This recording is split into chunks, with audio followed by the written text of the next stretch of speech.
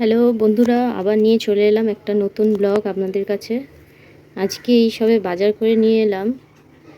বাজারে আজকে এনেছি কচুরলতি, লাল শাক, এদিকে ডাঁটা শাক, কচু, করলা, পটল, ভিন্ডি, লেবু আর 3 রকমের মাছ।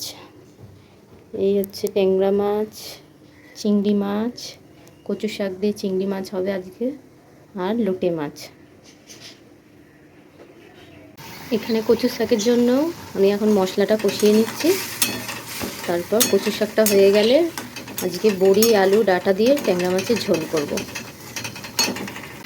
কচুর শাক হয়ে গেছে আমাদের। এখন আমি ডাঁটা, আলু দিয়ে ট্যাংরা মাছের ঝোলটা করব বলে এখানে মশলাটা কষে নিচ্ছি।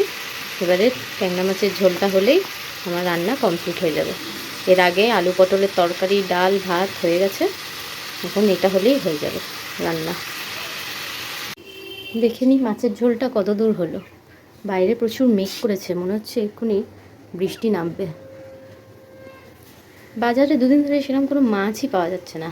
গুড়িয়া বাজারে তাই আজকে গেলাম, ভাবলাম যে একটু দাম কম হবে, সেখানেও দেখি বেশি দাম। ইলিশ মাছ 2000, 1700 টাকা কেজি। কি খাবো? তাই ট্যাংরা মাছ নিয়ে এলাম। রুই মাছগুলোর পেটে ডিম ভর্তি, সেইগুলো বড় বলছে যে স্বাদ হবে না। তাই দেখি ট্যাংরা মাছের ঝোলটা প্রায় হয়েই এসছে, ঝোল ফুটে গেছে, এবারে নামিয়ে নেব। তাহলে বন্ধুরা, আজকে যা যা রান্না করলাম সেগুলো হলো, এখানে আছে আলু পটলের তরকারি, ডাল, আর করে নিলাম ট্যাংরা মাছ, আলু বড়ি দিয়ে ডাঁটা দিয়ে ঝোল, আর এখানে রয়েছে চিংড়ি দিয়ে কচুর শাক। আজকের দুপুরে এটাই মেনু।